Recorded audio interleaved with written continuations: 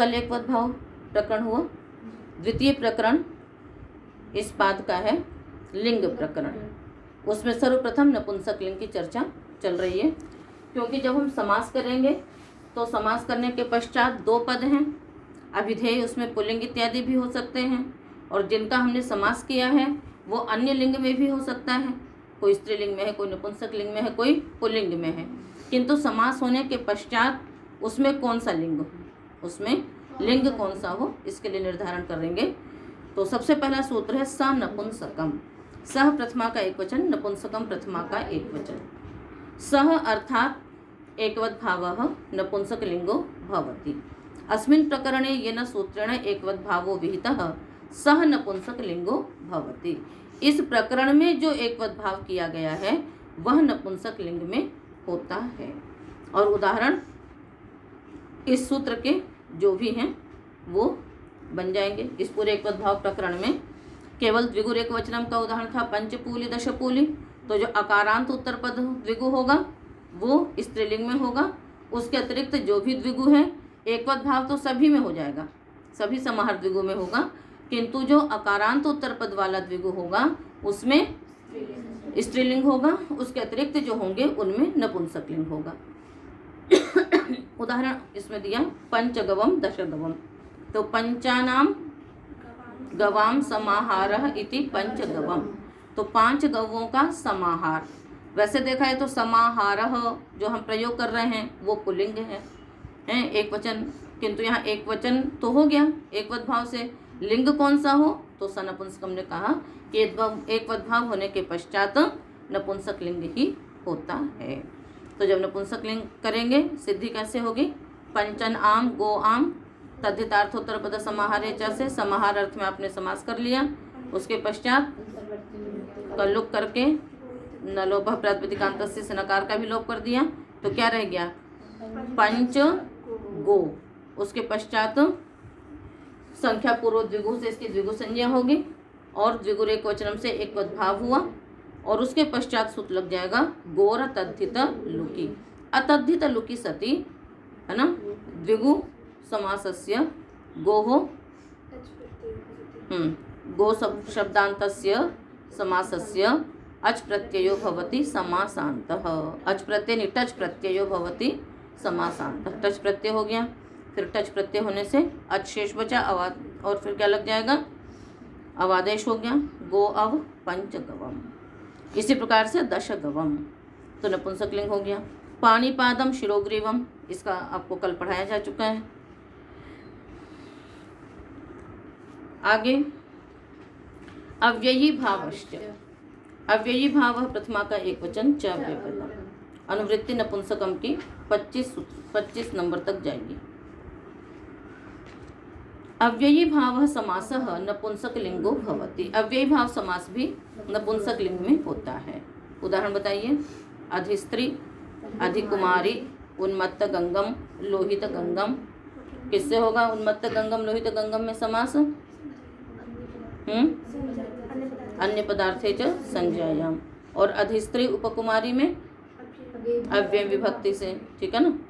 उपकुमारी में भी कुमार्यः समीपमिति, उपकुमारी, उपगु, जितना भी अव्ययी भाव समास का प्रकरण है उसमें आपने समास किए, सारे उदाहरण इसके बन जाएंगे। तो ये क्या है, उसमें भी नपुंसक लिंग होता है। तो अधिस्त्री उपकुमारी, यह नपुंसक लिंग करके क्या किया, स्त्रीषु अधिकृत्य या कथा सा अधिस्त्री। उसके पश्चात अव्ययी भावश्च से नपुंसक लिंग होने से क्या लाभ होगा, ह्रस्व नपुंसके प्रातिपदिकस्य से ह्रस्व हो जाएगा। तो अधिस्त्री उपकुमारी अधिकुमारी इस प्रकार से बनेगा। उन्मत्त गंगम में भी उन्मत्ता गंगा प्रवहति यस्मिन् देशे, है ना, तो स उन्मत्त गंगम देश, उन्मत्त गंगो देश नहीं प्रयोग करते, तो यहाँ पर भी उन्मत्त गंगा था, उस उन्मत्त गंगा को क्या हो गया, ह्रस्व नपुंसक से ह्रस्व हो गया नपुंसक लिंग होने से। तो उन्मत्त गंग अवदंत होने से अतोम से सु को अम और अमी पूर्व से करके बन जाएगा। इसी प्रकार लोहित गंगम सिद्धियां आपको पहले पढ़ाई जा चुकी हैं। आगे तत्पुरुषो नय कर्म धारय।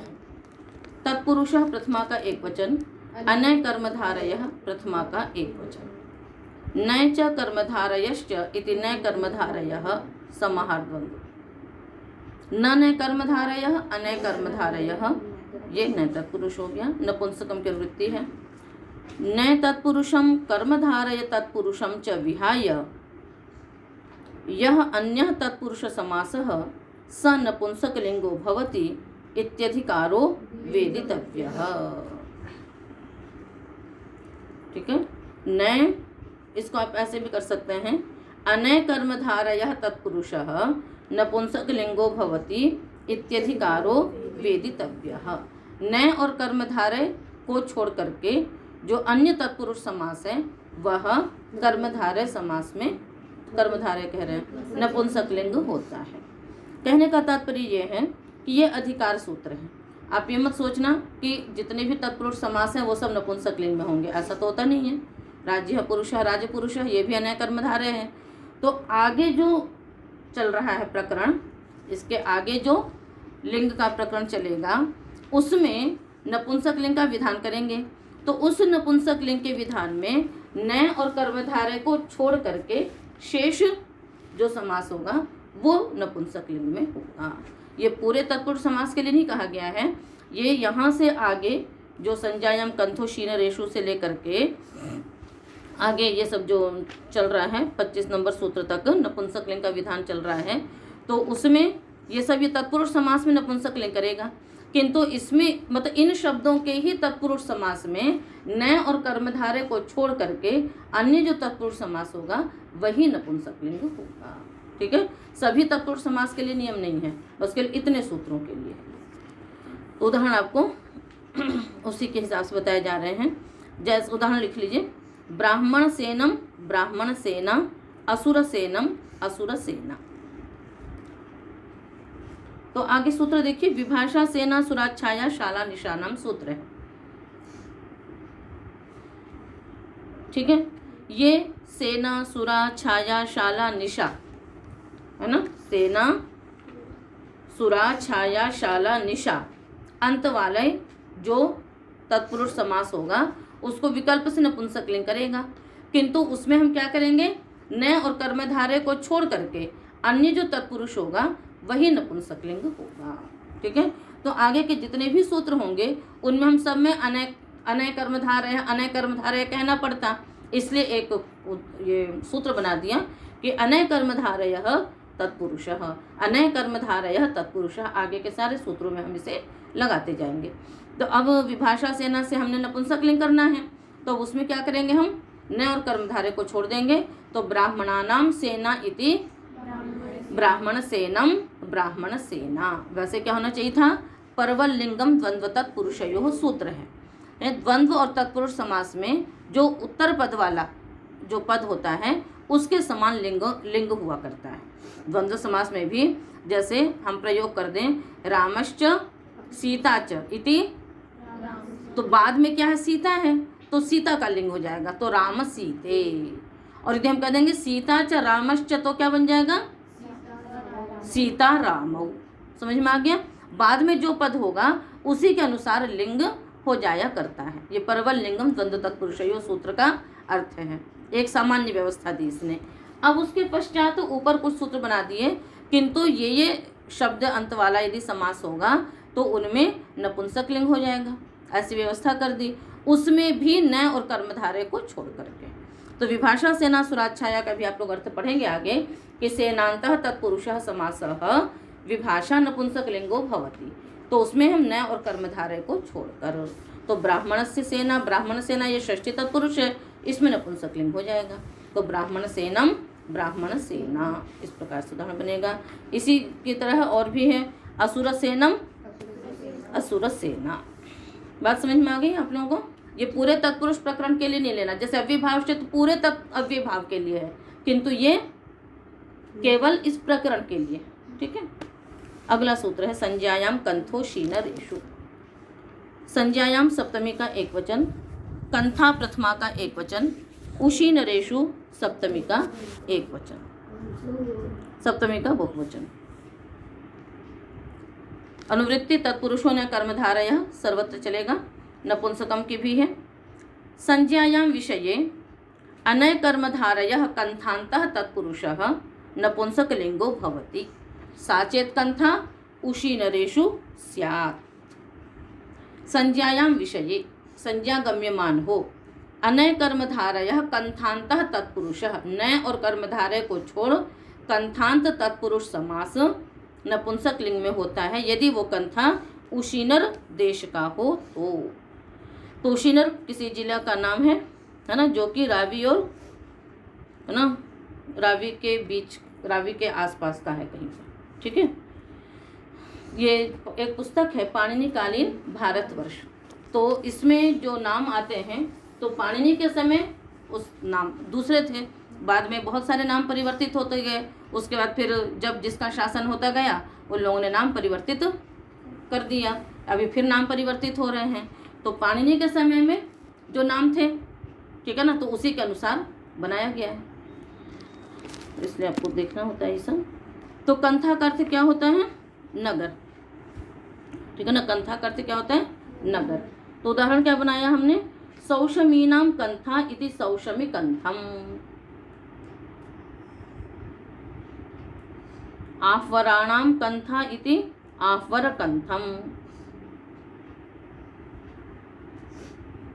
तो कंथांत तत्पुरुष है, षष्ठी तत्पुरुष समास है। तो सौशमी लोगों का जो नगर, आह्वर लोगों का जो नगर। तो कंथा, फिर यहाँ पर वही नपुंसक लिंग होने से ह्रस्व नपुंसके प्रातिपदिकस्य से क्या हो जाएगा? ह्रस्व होकर के अतोम लग करके सौशमी कंथम आह्वर कंथम। ठीक है। उपज्योपक्रमम तदाद्या चिख्यासाया। उपज्योपक्रमम प्रथमा का एक वचन, तदाद्या चिख्यासायाम सप्तमी का एक वचन। एक वचन ना, चलिए। उपज्यायते असौ उपज्या, उपक्रम्यते असौ उपक्रम, उपज्या च उपक्रमश्च इति उपज्योपक्रमम्। समाहार द्वंद्व हो गया? नहीं हुआ? उपज्यायते असौ उपज्या, उपक्रम्यते असौ उपक्रमः, दोनों का अलग अलग बताया। उपज्या च उपक्रमश्च इति उपज्योपक्रमम्, समाहार द्वंद्व समास हो गया। आख्यातुम इच्छा आचिख्यासा, है ना, ख्याय प्रकथने धातु से सन प्रत्यय किया, सिद्धि कैसे हो जाएगी? ख्यासन, ख्याख्यासन। उसके पश्चात पहले पूर्वाभ्यास हलादिशेष, फिर होश्चुः च हो गया, संयतः सिद्ध हो गया। चिख्यास, अप्रत्यात से अप्रत्यय हो जाए, अप्रत्यय होकर के टाक हो जाएगा, क्या बन जाएगा? चिख्यासा। आंग उपसर्ग है आचिख्यासा। आचिख्यासा का अर्थ क्या हो गया? कहने की इच्छा।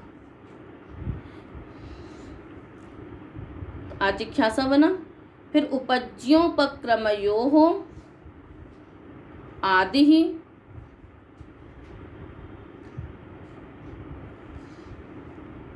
ठीक है। तो यहाँ पर वैसे तो उपज्योपक्रमम अलग कर दिया हमने, किंतु यहाँ पर जो तत् कहा ना, तो तयोः आदि ही तदादि ही। अब तदाद्या चिख्यासा में समास करेंगे। तयोः कयोः उपज्योपक्रमयोः, तो तयोः आदि ही तदादि ही, षष्ठी तत्पुरुष। फिर तदादेह आचिख्यासा, तदादि, है ना, तदाद्या चिख्यासा, तस्याम तदाद्या चिख्यासायाम। पूरा समास एक बार फिर से बोलेंगे। उपज्यायते असौ उपज्या, उपक्रम्यते असौ उपक्रमः, उपज्या च उपक्रमश्च इति उपज्योपक्रमम्। आख्यातुम् इच्छा आचिख्यासा, तयोः आदिः तदादिः तदादिः आचिख्यासा इति तदाद्या चिख्यासा, तस्याम तदाद्या चिख्यासायाम। ठीक है। तो उपज्या और उपक्रम के आदि की आचिख्यासा यानी कहने की इच्छा। यहाँ तक बात समझ में आ गई? ठीक।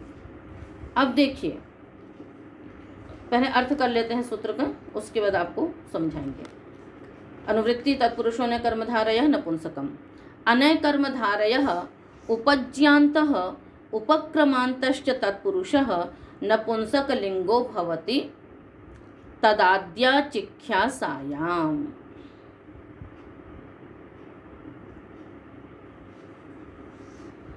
तदाद्या चिख्यासायाम।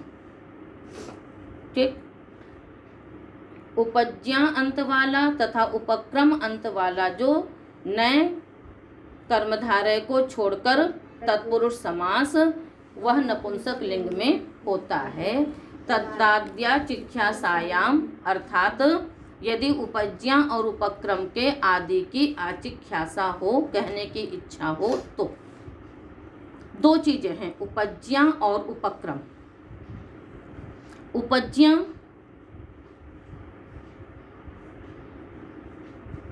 और उपक्रम है ना। उपज्ञा किसी नई सूझ को कहेंगे, जैसे कोई चीज है उसमें कोई नई सूझ कर दी, कोई नया चिंतन कर दिया, वो है। और उपक्रम किसी चीज के एकदम बिल्कुल सर्वथा नया कोई चीज प्रारंभ की जाए, कोई नई रचना कर दी जाए, कोई नई चीज बना दी जाए, वो उपक्रम होता है। उपज्ञा जो है वो सर्वथा नई वस्तु नहीं होती, बस उसमें कुछ कोई चीज है उसमें कुछ विशेष कर दिया, ये है उपज्ञा। और उपक्रम क्या है, कोई नई चीज, सर्वथा नई चीज को बना देना, किसी सर्वथा नई चीज का प्रारंभ कर देना, ये क्या होता है, उपक्रम। ठीक है। और जब वो उपज्ञा और उपक्रम हो गया, अब उस उपज्ञा के आदि को कहना है, मतलब उपज्ञा जिसने की वो सब उसका आदि हो गया, तो उपज्ञा जिसने की उसके आदि के बारे में हम कहना चाह रहे हैं, तो वो क्या हो गया, तदाद्या चिख्यासा। अथवा उस चीज का जो उपक्रम जिसने किया, तो उस उपक्रम को नहीं, उपक्रम का जो आदि जिसने उसको किया, जब हम उसको कहना चाहेंगे तो यहाँ पर समास होगा, अन्यथा समास तो पहले से ही हो रहा है, नपुंसक लिंग की जो चर्चा है वो तब होती है। ठीक है। उदाहरण आपका है पाणिन्युपज्यम अकालकम व्याकरणम।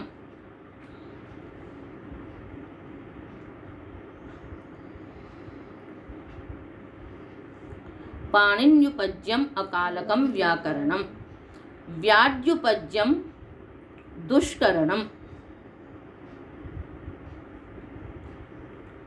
व्याड्युपज्यम दुष्करणम भी मिलता है, दशहुष्करणम भी उपलब्ध होता है, दोनों बातें। नंदोपक्रमाणि मानानि। तो देखो, पाणिने उपज्ञा इति पाणिन्युपज्यम बनाया हमने, षष्ठी तत्पुरुष समास किया। तो पाणिनि की उपज्ञा है, वो नई रचना नहीं है, व्याकरण तो पाणिनि से पहले के भी थे, किंतु पाणिनि की नई सूझ क्या है कि पाणिनि ने अकालक व्याकरण बनाया। जैसे अन्य वैयाकरणों ने परोक्ष, अद्यतन है, इन सब का एक निर्धारण कर दिया कि इसको परोक्ष कहेंगे, इसको अद्यतन कहेंगे, किंतु पाणिनि ने क्या कहा, कालोपसर्जने चतुल्यम, काल और उपसर्जन अशिष्य हैं, उनको एक सीमा में नहीं बांधा जा सकता है। ठीक है ना। तो पाणिनि ने, ये पाणिनि की एक नई सूझ है कि व्याकरण को जो अद्यतन, अनद्यतन, परोक्ष इत्यादि काल को सीमा में जो बांधा गया, उसकी सीमा नहीं बांधी जा सकती। अब अद्यतन है, अब कई लोग अद्यतन 12 बजे खत्म हो गया, रात्रि बीत गई, तो 1 बजे से लेकर के रात्रि 12 बजे तक को अद्यतन कहेंगे। कई लोगों का कहें जब हम उठे उसके बाद से है, कई लोग उसको सूर्योदय के बाद से अद्यतन मानते हैं। तो सबके अपनी अलग अलग वो हैं, जो जब से अद्यतन मानता है वो उसके हिसाब से कार्य कर सकता है। तो पाणिनि ने कालों को किसी एक निश्चित अवधि में नहीं बांधा, उसे लोक पर छोड़ दिया, उसको तदशिष्यम अशिष्य प्रकरण में रख दिया कि वह तो लोकाश्रित है।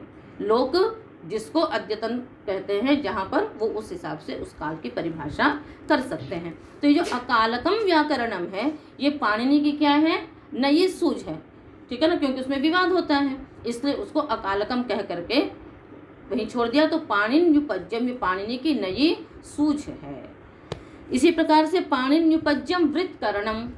अब धातु पाठ में आपने देखा होगा कि जहाँ पर भी छोटे छोटे गण समाप्त होते हैं वहाँ पर वृत्त कर देते हैं ना, कई स्थलों पर वृत्त मिलता है। तो वृत्त किस लिए होता है, वो वृत्त होता है जो छोटे गण हैं, जैसे बड़े बड़े गण हैं, वादी, दिवादी इत्यादि, उसी के बीच में पुषादि गण हैं, कहीं द्युतादि गण हैं, कहीं घटादि गण हैं, ऐसे छोटे छोटे भी गण हैं। तो उन गणों की पहचान किससे होती है, फिर जहाँ वो गण समाप्त होता है वहाँ वो वृत्त कर देते हैं, वहाँ क्या कर देते हैं, वृत्त। तो ये पाणिनि की एक नई सूझ है। धातु पाठ तो पहले से भी है, किंतु छोटे गणों की समाप्ति की सूचना के लिए क्या कर दिया, वृत्त कर दिया। ठीक है, तो ये पाणिनि की नई उपज्ञा है। ठीक है, मतलब नई सूझ है। और नंदोपक्रमाणि मानानि, ठीक है ना, नंदस्य उपक्रम इति नंदोपक्रमम, और बहुवचन में कर दिया नंदोपक्रमाणि मानानि। ये जो मान क्या होता है, जो बाट जो वो बनाए गए तौलने के, ठीक है ना। ऐसे तो भाई चलो इतना ये हो गया, इतना ये हो गया, अंदाज से बराबर बराबर कर दिया, किंतु उसको तौलने के लिए पहले वस्तु से बस तौल लेते थे। एक बोरा ये हो गया, एक बोरा वो हो गया, पर ये तौलने के लिए बटखरे वगैरह की व्यवस्था नहीं थी, जो अब 1 किलो 4 किलो 5 किलो है ना, बहुत सारे बटखरे देखे हैं, कहाँ देखा है, सब्जी वगैरह में, जहाँ पर सब्जी वगैरह खरीदने जाते हैं तो वहाँ पर देखे होंगे लोहे के बटखरे वगैरह हैं।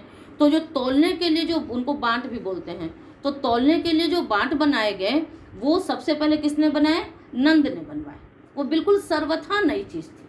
वो क्या थी, सर्वथा नई चीज़ थी, इसलिए वो क्या है, उपक्रम है। और उसका आदि जिसने किया, प्रारंभ जिसने किया, हमें उसको कहने की इच्छा है, तो इसलिए नंदोपक्रमाणि मानानि। बात समझ में आ गई। उपज्ञा और उपक्रम क्या है, उपज्ञा जो एक नई सूझ है, और उपक्रम क्या है, नया निर्माण है, बिल्कुल। ठीक है,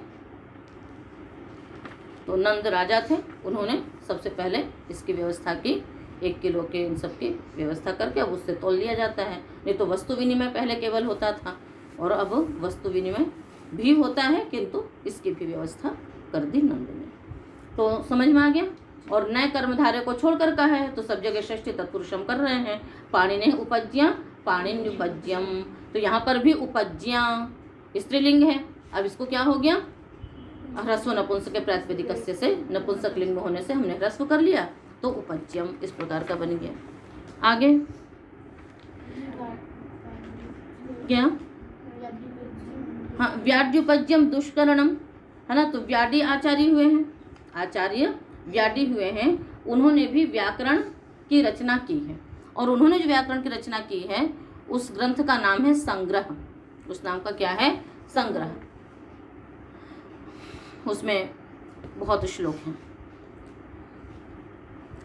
तो उसमें 10 स्थलों पर हुष्करण, अब वो किसी प्रकरण की समाप्ति का एक वो निर्देशक है, सूचक है, इसलिए कह दिया व्याडेह, है ना, व्याडेह उपज्यम व्याड्युपज्यम हुष्करणम और दश हुष्करणम। तो हुष्करण जो है वो व्याडी की उपज्ञा है। अब वो किसी एक प्रकरण की समाप्ति पर ऐसा कर दिया, किसी एक प्रकरण की समाप्ति पर ऐसा कर दिया, तो 10 स्थानों पर है वो। इस प्रकार से ये होता है।